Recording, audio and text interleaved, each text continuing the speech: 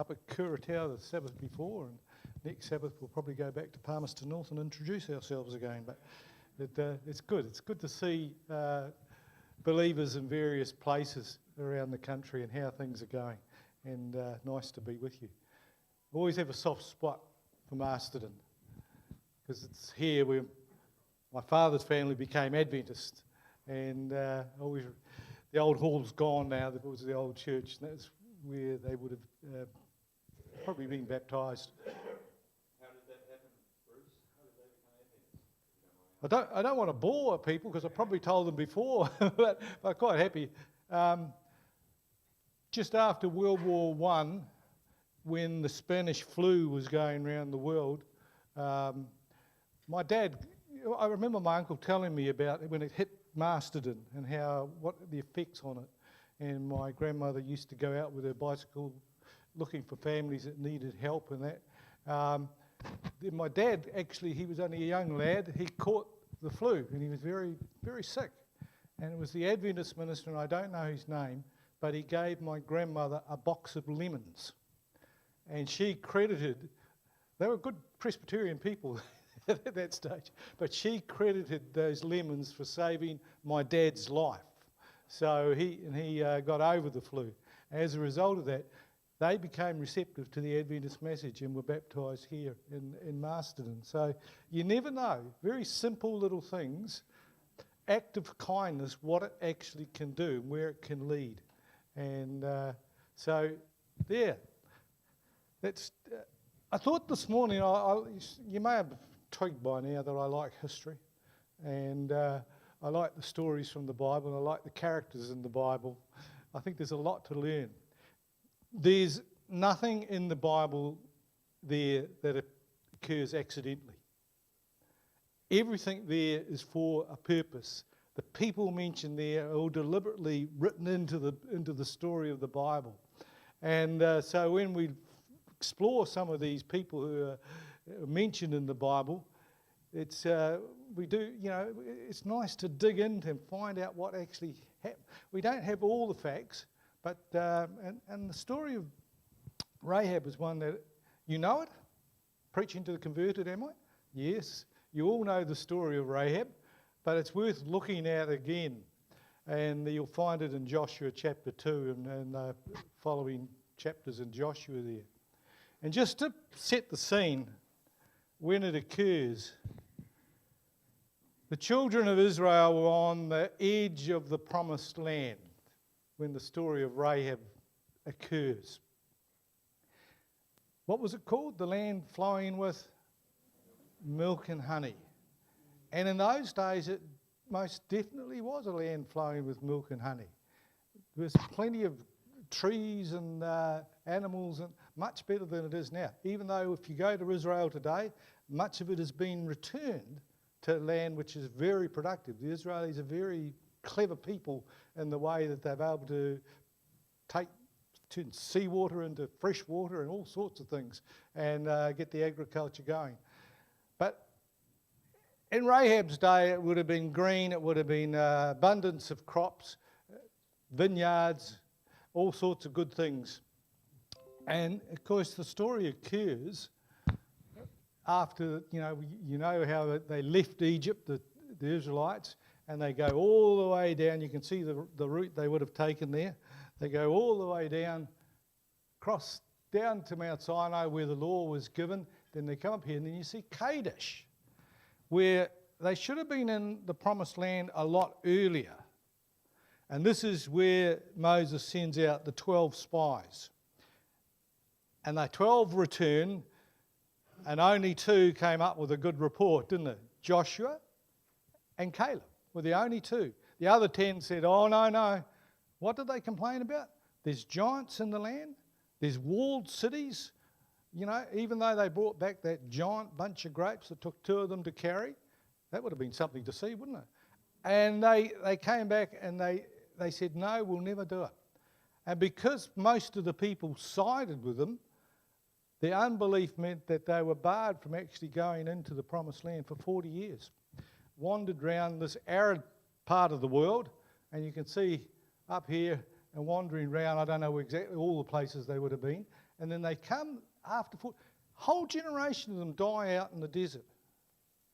The only two that go into the promised land are Joshua and Caleb, the ones that believed. Even Moses, we know, didn't go in. He was a pretty old man by the time they came up here, wasn't he?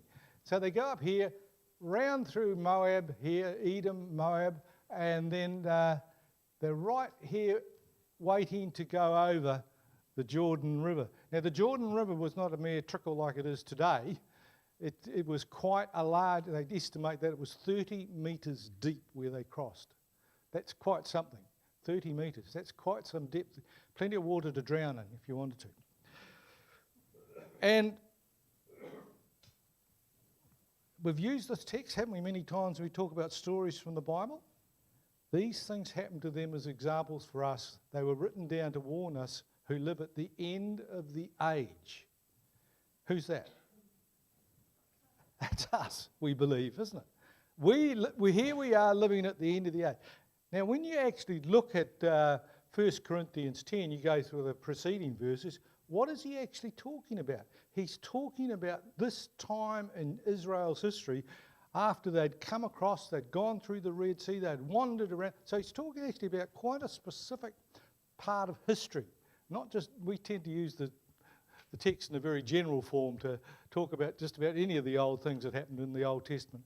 But this was talking about this time specifically when the Israelites were about to go over into the Promised Land.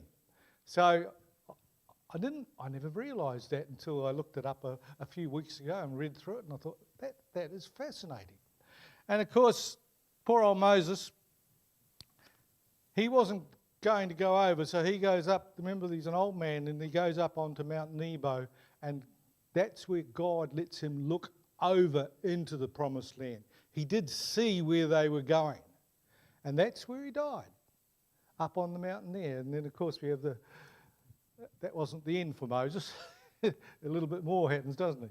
And so all this happens, and then around this time, this is when he wrote the book of Deuteronomy. And Deuteronomy, sometimes called the book of remembrances, repeats a lot of what he'd actually already written. What he was saying is because he had a whole new generation, and he's saying, these are the things you need to remember. These are the things that are important to you as you go into the Promised Land. So when you read things from Deuteronomy, remember that this is Moses telling them, these are the important things. These are the things you've got to bring to remind you.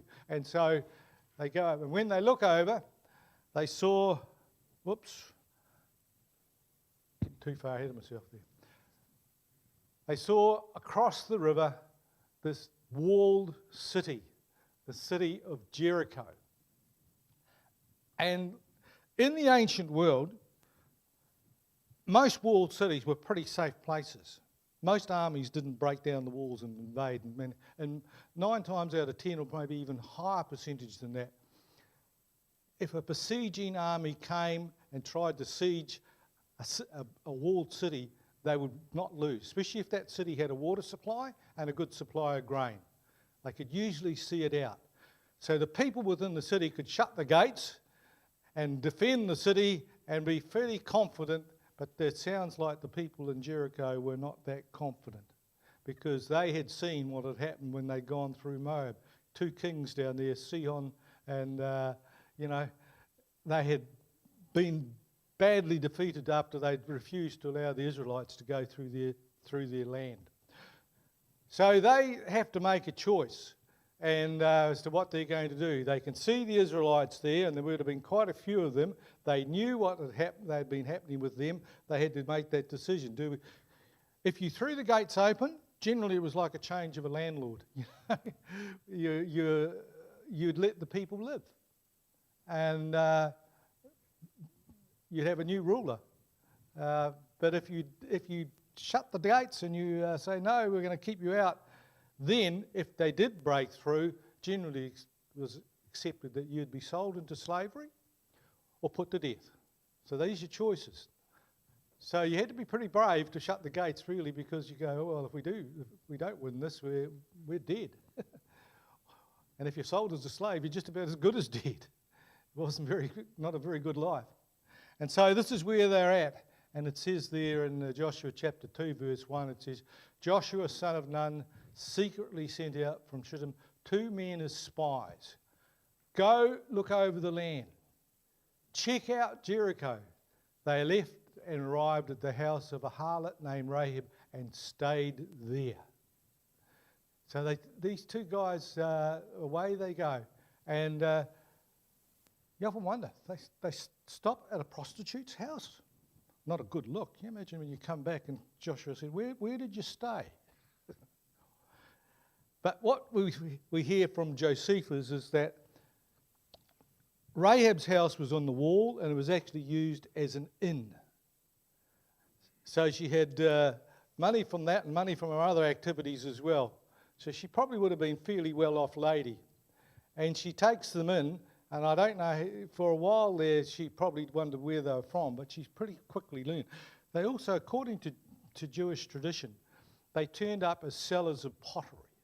This was how they were disguising themselves as they went through the land. They were selling pottery, which would have happened, there would have been people coming and selling all sorts of bits and pieces. And so they turn up and they spend the time there at Rahab's inn, and Rahab takes them in, and we believe their names were Phineas and Caleb, were the name of the 2 spies who went there. Rahab is an interesting lady, isn't it? According to Jewish tradition, she was one of the 4 most beautiful women in the ancient Jewish world. And you know the others, because I think I've mentioned the others at one other time. I talked about one in a sermon I did here ages ago. But so the four most beautiful women were, well, Rahab's one. Sarah was another. That's what we know, that when she turned up in Egypt, Pharaoh took a shine to her. She must have been good looking. Esther was the other, and the other one, Abigail, who ended up marrying David and becoming queen. So she was not your ordinary, according to what the Jews believed, she was not sort of an ordinary lady. And of course she takes them in, but pretty soon the story turns to the fact that the king or the ruler of Jericho hears that these 2 guys have turned up. He would have been suspicious because he knows the children of Israel are just over the river there. And they would have been on the lookout for spies. And so he sends men down. He says, where are those men that came into your house? I want to speak with them. And he's suspicious. Now, if he had got hold of them, they were dead men. If he had found out that they were spies, Israelite spies, they were done for. And there's a real danger for Rahab herself there. Harbouring spies, she would have probably been put to death as well. But she's very quick on her feet, isn't she? She says to them, they've just left. They've just gone out the gate. If you go quickly, you might catch them. And they buy the story. Now, when I was a youngster, I remember my mother used to labour and say, never, ever tell a lie. Under no circumstances are you ever tell a lie. And I'd be telling a lie if I said that's what I've done all my life.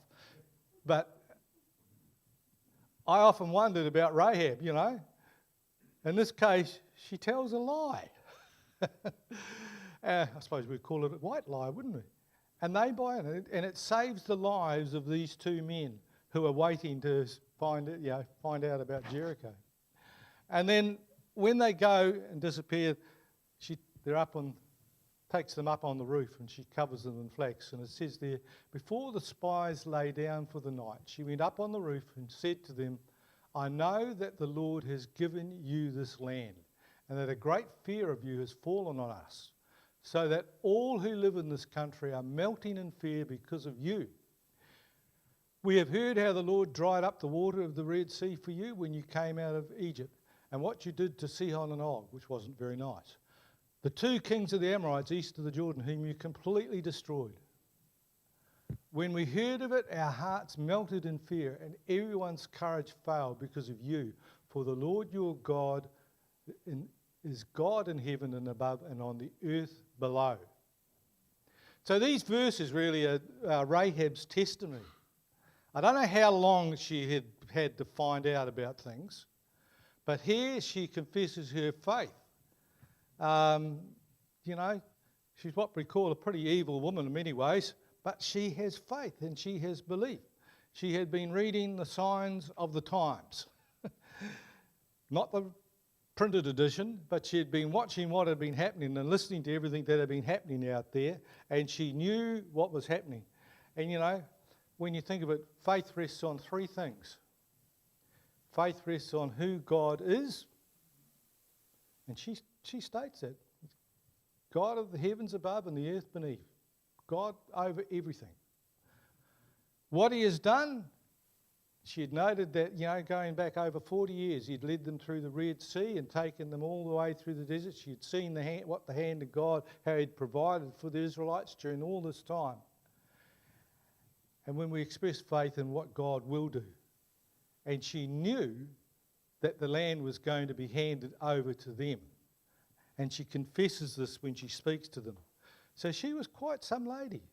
She was a very perceptive person, and she was definitely a woman of faith. So she hides them down. I don't know whether it's flax like we have or whatever. It was probably not. But she hides them under this material up on the roof. And she waits till the man who had come to seek them out had gone. And then she's very wise, and she extracts a promise from them. She's no fool. She says, now promise me by God, I showed you mercy, now show my family mercy. Quid pro quo we call it, don't we? I've done something for you, you do something for me and my family. And give me some tangible proof, a guarantee of life for my father and mother, my brothers and sisters, everyone connected with my family. Save our souls from death. And they say, our lives for yours, said the man. But don't tell anyone our business. When God turns this land over to us, we'll do right by you in loyal mercy. So she extracts the promise. They're in a pretty precarious position, so they have to sort of agree to this one, I suspect. But they can obviously tell that Rahab is a wise lady. And they make the promise that we'll look after you and your family when the city falls. And of course she lets them out through the window in the wall. And when you read the instructions there, what does she say? Go over to the hills in the west. Stay there a few days. Wait until these guys that have been looking for you have given up. And then head back. And that's what they do. So they head west to Jericho, they hide in the hilly country out there, and they stay there for a few days. And so she saves their lives with good advice and being willing to help them. And then they go back to the children of Israel, and this is what it says. They told Joshua, yes, God has given the whole country to us. Everybody there is in a state of panic because of us. Doesn't that contrast with the original 12 spies that went out? How 10 of them were going, oh, no. They're going, yes, we believe that they're all so fearful that it's all going to be handed over to us. And of course we have, when you were a little one and you're learning the story of crossing the Jordan, you all know that, don't you? How the priests went in. And when their ankles went into the Jordan River built up and stopped flowing, and they all went across. And then when the priests with the ark came out of the riverbed, the river started to flow again. Miraculously, there was a little town nearby called Adam. Those people in Adam saw what happened. And pretty quickly they got, no, I was going to say they didn't have bikes, got on their horses or whatever, and they went round and they told people what they had seen happen. And that report got back to Jericho, and the people of Jericho were going, oh, this is not good. Miraculously, they've come across the Jordan, and we're going to have to face them. And it says there in Joshua 5 verse 1, it says, now when all the Amorite kings west of the Jordan and all the Canaanite kings along the coast heard how the Lord had dried up the Jordan before the Israelites until they crossed over, their hearts melted in fear, and they no longer had the courage to face the Israelites. We talked about, this morning in the lesson, didn't we, Bruce, about not taking pride in your own thinking that you've got it all under control yourself, having to rely on God. This time they relied on God, and he miraculously gets them across. And of course, I would imagine it's probably a couple of weeks after they get across that then the campaign, or what we know about the destruction of Jericho. Joshua says to them, we're going to march around it 7 times. We're going to go around once, and you all are to keep silent.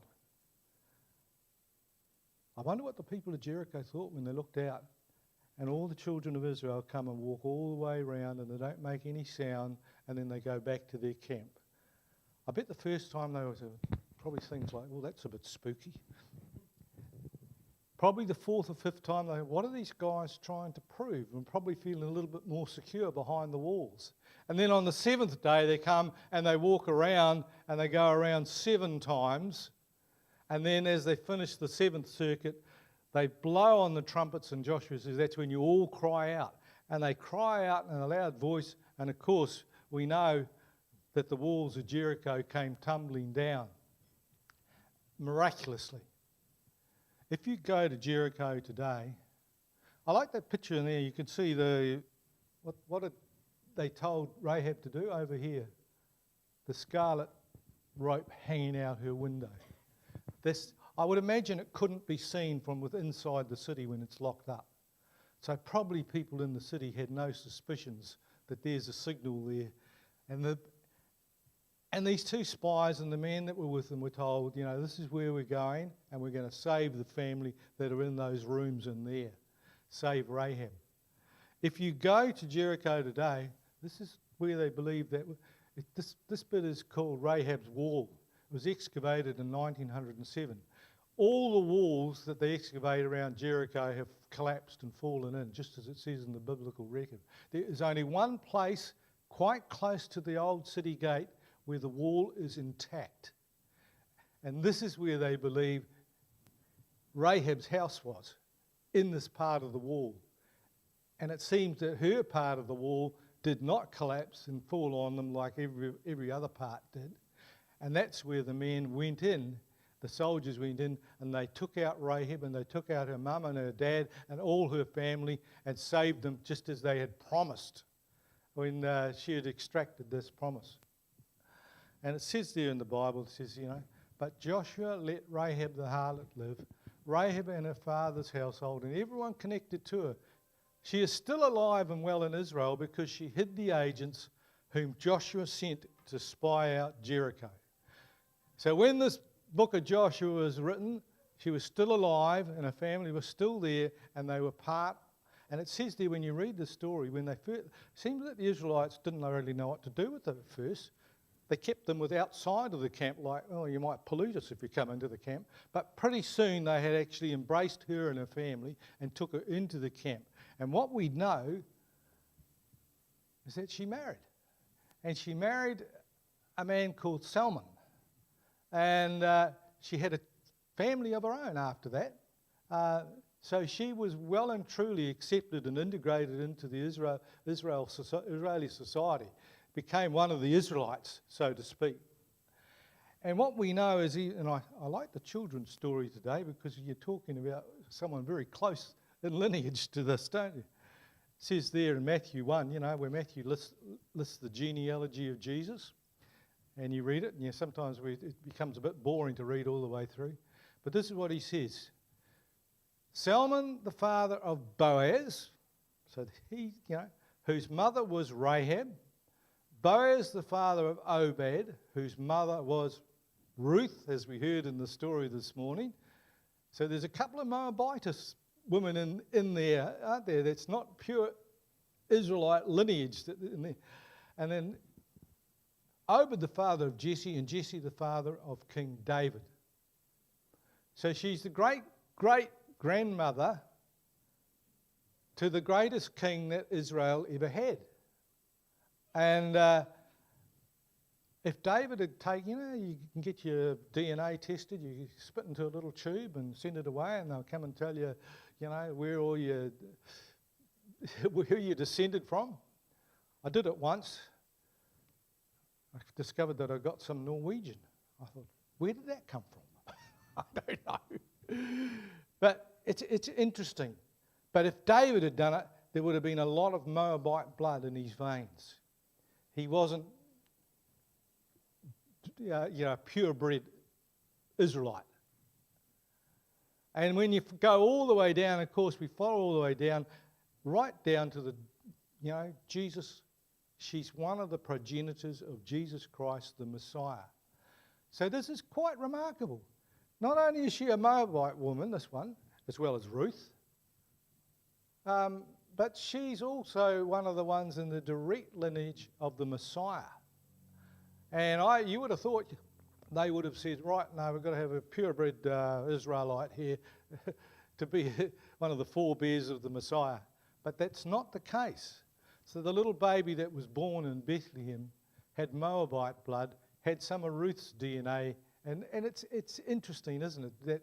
That what does it tell us? I put it this, I said, God's grace can cover all sin. You wouldn't probably go and get a woman who was renowned as being a prostitute and say, this woman is actually going to be one of the forerunners, one of the great women of the Bible.